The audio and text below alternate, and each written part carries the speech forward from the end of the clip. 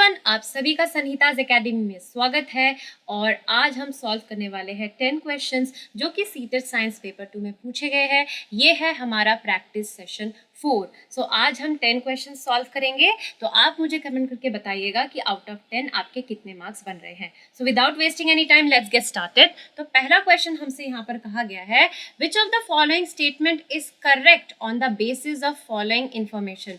तो हमको ए और बी के तौर पे दो इंफॉर्मेशन दी गई है, इसको पढ़कर हमको बताना है कि आउट ऑफ 1 2 3 4 कौन सा स्टेटमेंट सही है।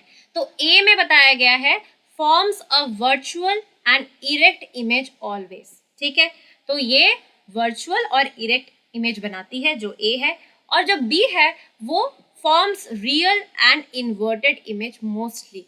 सो बी जो है वो ज्यादातर रियल इमेज और इन्वर्टेड इमेज बनाता है। सो पहला वाला जो ऑप्शन है यहाँ पर कहा गया है, A is convex lens and B is convex mirror. ठीक है, सो कॉन्वेक्स मिरर तो यहाँ पे रियल और इन्वर्टेड इमेज बनाती नहीं है, तो पहला वाला ऑप्शन पहले ही क्रॉस हो जाएगा। थर्ड वाले ऑप्शन पे जाते हैं, B could be convex mirror और कॉन्वेक्स लेंस। सो ये बात भी गलत हो गया। ठीक है, आगे बढ़ेंगे तो यहाँ पर कहा गया है B is concave lens, A is concave mirror. So concave mirror जो होता है वो ज्यादातर रियल और इन्वर्टेड इमेज बनाता है। सिर्फ एक ही एक्सेप्शन है कि जब वो मिरर के बहुत करीब रखा जाए ऑब्जेक्ट को तब वो वर्चुअल इमेज बनाता है। तो ए को कॉन्केव मिरर कहा गया, ये बात तो गलत है। बच जाता है ऑप्शन नंबर 2 जो कि इसका सही उत्तर है, ए could be convex mirror. So convex mirror का काम क्या है, वो हमेशा ही वर्चुअल और इरेक्ट इमेज बनाता है, और जो कॉन्केव लेंस है वो भी हमेशा वर्चुअल और इरेक्ट इमेज बनाता है। तो इसका जो सही उत्तर होगा वो होगा ऑप्शन नंबर 2। आगे बढ़ते हैं नेक्स्ट क्वेश्चन की ओर। यहां पर हमसे कहा गया है, the distance time graph is a line, what can be concluded about the motion from the graph. So देखिए यहाँ पे बताया हुआ है लाइन है, तो हम एक बार बना लेते हैं डिस्टेंस टाइम ग्राफ। ठीक है, सो इस साइड में है डिस्टेंस, इस साइड में है टाइम, ऐसे दो बना लेते हैं। इधर है डिस्टेंस, इधर है टाइम। अब जो स्ट्रेट लाइन है ना वो ऐसे भी हो सकती है जब ऑब्जेक्ट रेस्ट पे होता है, और ऐसे भी हो सकती है जब ऑब्जेक्ट यूनिफॉर्म मोशन पे होता है। तो ये वाला है यूनिफॉर्म मोशन का ग्राफ, और ये है एट रेस्ट। कौन है at rest? Object at rest and object in uniform motion. So उस हिसाब से इसका जो सही उत्तर होगा क्या होना चाहिए, इट इज यूनिफॉर्म मोशन। ठीक है, ये ऑप्शन सही है। It is non uniform motion, ये गलत है क्योंकि नॉन यूनिफॉर्म मोशन का जो ग्राफ होता है वो ऐसा होता है। ठीक है, यहाँ से इट मे बी यूनिफॉर्म और ऑब्जेक्ट इज एट रेस्ट, तो ये बेटर ऑप्शन है क्योंकि कहा है ये या तो यूनिफॉर्म मोशन हो सकता है या फिर ऑब्जेक्ट रेस्ट पे हो सकता है। The object is at rest, ये ऑप्शन 1 और ऑप्शन 4 दोनों ही सही थे, बट 3 ऑप्शन जो है वो ज्यादा अप्रोप्रिएट आंसर है क्योंकि वो दोनों केसेस को ही कंसिडर कर रहा है। तो उस हिसाब से जो थर्ड ऑप्शन है वो इसका सही उत्तर होगा। ठीक है, आगे बढ़ते हैं नेक्स्ट क्वेश्चन की ओर। यहाँ पर हमसे पूछा गया है, मैच द फॉलोइंग। सो यहाँ पर हमको जो कॉलम 2 है यहाँ पर हमको प्लैनेट्स के नाम बताए गए हैं, और जो कॉलम 1 है उनके बारे में कुछ स्पेशल कैरेक्टरिस्टिक्स बताए गए हैं, तो हमको मैच करना है। तो सबसे पहले हम देख लेते हैं कि rotates on a highly tilted axis. So Uranus जो प्लैनेट होता है उसका हाईली टिल्टेड एक्सिस होता है और वो उसी एक्सिस पे रोटेट करता है, तो 2 चला जाएगा ए के साथ। ठीक है, कोल्ड एंड विंडी, ये है नेपच्यून, सो ये नेपच्यून चला जाएगा बी के साथ। शोज फेजेस लाइक मून, चंद्रमा की तरह ये फेजेस दिखाता है, तो ये है वीनस। हैज लो डेंसिटी, तो ये हो जाएगा हमारा सैटर्न, ये पानी पे तैर भी सकता है क्योंकि उसकी डेंसिटी पानी से भी कम है। सैटर्न की जो डेंसिटी है वो पानी से भी कम है, तो ये पानी पे भी तैर सकता है। तो इस हिसाब से हमारे जो ऑप्शंस यहाँ पे दिए गए हैं, ए जा रहा है 2 के साथ, A2 के साथ एक ही ऑप्शन में जा रहा है। फिर B देख लेते हैं, B4, C1 और D3।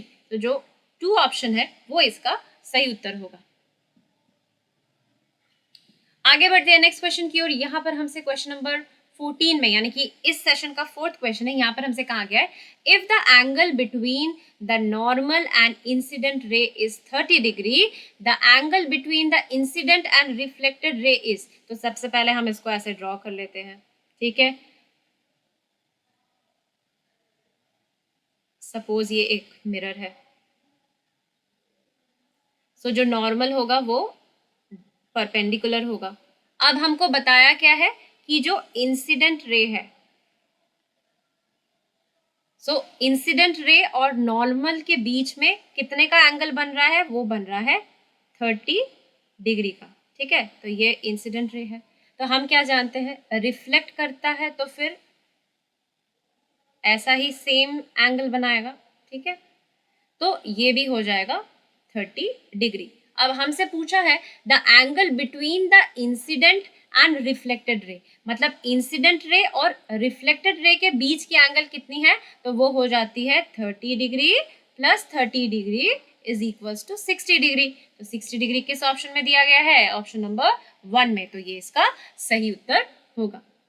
आगे बढ़ते हैं नेक्स्ट क्वेश्चन की ओर। यहाँ पर हमसे कहा गया है which of the following statement regarding friction is true. Friction के बारे में कौन सा स्टेटमेंट सही है। Friction does not depend on mass of the object. ये बात गलत है, क्योंकि मास जितनी ज्यादा होगी उतना ही फ्रिक्शन भी बढ़ेगा। तो डिपेंड तो करता है। There is no frictional force acting on an stationary car, मतलब एक रुकी हुई जो कार है उसके ऊपर कोई भी फ्रिक्शनल फोर्स काम नहीं करती। ये कथन भी गलत है, क्योंकि स्टैटिक फ्रिक्शन उस वक्त काम करती है जब भी कोई ऑब्जेक्ट एट रेस्ट होता है, तो जो फ्रिक्शनल फोर्स एक्ट करती है वो है static friction. Rolling friction is less than sliding friction, ये बात सही है, क्योंकि हम जानते हैं कि जो स्टैटिक फ्रिक्शन होता है it is greater than sliding friction,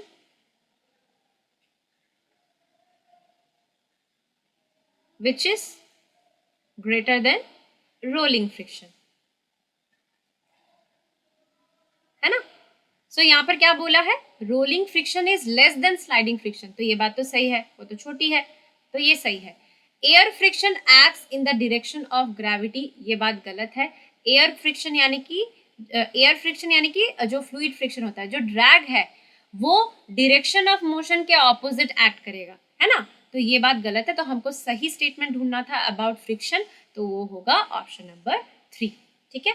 आगे बढ़ते हैं क्वेश्चन नंबर 6 की ओर, मतलब इस सेशन का जो क्वेश्चन नंबर 6 है, यहाँ पर असर्शन में कहा गया है in order to melt gold, मतलब सोने को पिघलाने के लिए जो सुनार होते हैं वो outermost zone of the flame को ब्लो करते हैं यूजिंग अ मेटल पाइप। तो असर्शन सही है।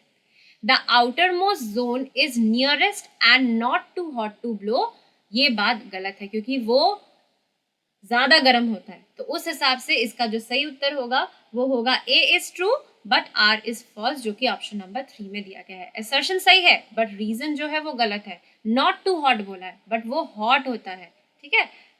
तो ये गया 3rd, इसका सही उत्तर होगा। क्वेश्चन नंबर 7 आज का, यहाँ पर कहा गया है metal A displaces metal B from its solve solution, मतलब मेटल ए की जो रिएक्टिविटी है वो ज्यादा है एज कंपेयर टू बी, ठीक है। But not able to displace C from its salt, तो सी की जो रिएक्टिविटी है वो ए से भी ज्यादा है, ठीक है। Metal B displace metal D from its salt solution, तो बी की जो रिएक्टिविटी है वो डी से ज्यादा है। Which is the second most reactive metal, तो यहाँ पर जो ज्यादा रिएक्टिव है लेफ्ट साइड में उनको दिया गया है, और इधर जो कम रिएक्टिव है उनको दिया गया है। तो सेकेंड मोस्ट रिएक्टिव कौन है, वो है ए, जो कि ऑप्शन नंबर 1 में हमको बताया गया है। आगे बढ़ेंगे हमारे 8th क्वेश्चन की ओर, जो कि यहाँ पर क्वेश्चन नंबर 18 है। Dash is a vitamin which is needed for the absorption of, तो जो विटामिन सी होता है उसकी जरूरत होती है for the absorption of iron. तो एक्स होगा विटामिन सी और वाई होगा आयरन, जो कि ऑप्शन नंबर 2 में दिया गया, ये इसका सही उत्तर होगा। क्वेश्चन नंबर 19 में हमको एक असर्शन दिया गया है the leaves of a carrot plant have reticulate venation. Reticulate venation मतलब क्या, ये पत्ती है, ये उसकी मिडरिब है, और यहाँ से जो वेन्स निकलते हैं वो एक नेट लाइक पैटर्न बनाते हैं। तो जो कैरेट यानी कि गाजर का जो पौधा होता है उसके जो पत्तियां होते हैं उसमें हमको रेटिकुलेट वेनेशन दिखती है। Which of the following support this. So इनमें से कौन सा ऑप्शन, कौन सा स्टेटमेंट इस कथन को सपोर्ट करता है, इस असर्शन को सपोर्ट करता है। तो पहला वाला क्या कह रहा है, plants having tap root have reticulate venation. ये बात सही है कि जिन प्लांट्स में टैप रूट होती है उनके लीव्स में रेटिकुलेट वेनेशन होता है। Plants having fibrous root have reticulate venation, ये बात गलत है क्योंकि जिन प्लांट्स में फाइब्रस रूट होती है उनके लीफ में पैरेलल वेनेशन होती है। There is no relation between the type of venation and roots, ये बात गलत है क्योंकि इनके बीच में रिलेशन है। इसीलिए अगर हम पत्ती को देखेंगे, पत्ती में जो वेनेशन है उसको देखेंगे तो हम उस प्लांट का रूट कैसा होगा उसका पता कर सकते हैं, and vice versa. All leaves have reticulate venation, ये बात भी गलत है क्योंकि सभी लीव्स में रेटिकुलेट वेनेशन नहीं होती, कुछ में रेटिकुलेट होती है, कुछ में पैरेलल वेनेशन होती है। तो यहाँ पर हमको जो सपोर्ट करता है उस स्टेटमेंट को ढूंढना था जो कि ऑप्शन नंबर 1 में बताया गया है। आ गए हैं हम अपने लास्ट क्वेश्चन में आज के सेशन के। तो यहाँ पर हमसे कहा गया है identify the type of cells on the basis of information about cell organelles. तो यहाँ पर ABC में हमको कुछ सेल ऑर्गेनल्स बताए गए हैं, हमको कैसा सेल है वो आइडेंटिफाई करना है। तो ए वाले में सेल वॉल है, आंख बंद करके हम बता देंगे कि ये क्या है, ये है प्लांट सेल, ठीक है। बी वाले में cell membrane, vacuole, mitochondria, nucleus है, तो यहाँ पर ना तो प्लास्टिड है ना ही सेल वॉल है, तो ये हो गया एनिमल सेल। नेक्स्ट में बताया गया है सेल मेम्ब्रेन, प्लास्टिड्स आ गया, ठीक है, जो कि प्लांट सेल में होता है, माइटोकॉन्ड्रिया, साइटोप्लाज्म, तो ये हो गया प्लांट सेल। सो ए और सी हो गए प्लांट सेल, बी हो गया animal cell. A and C are plant cells, B is animal cell, जो कि ऑप्शन नंबर 1 में दिया गया है। तो इस प्रश्न का भी उत्तर होगा ऑप्शन नंबर 1। इसी के साथ मेरा आज का प्रैक्टिस सेशन यहीं पर समाप्त होता है। आशा करती हूँ कि आपको ये पसंद आया होगा। अगर पसंद आया है तो इस वीडियो को लाइक एंड शेयर कीजिए, मेरे चैनल सनीताज एकेडमी को सब्सक्राइब कीजिए और जो बेल आइकन है उसको प्रेस करके रखिए।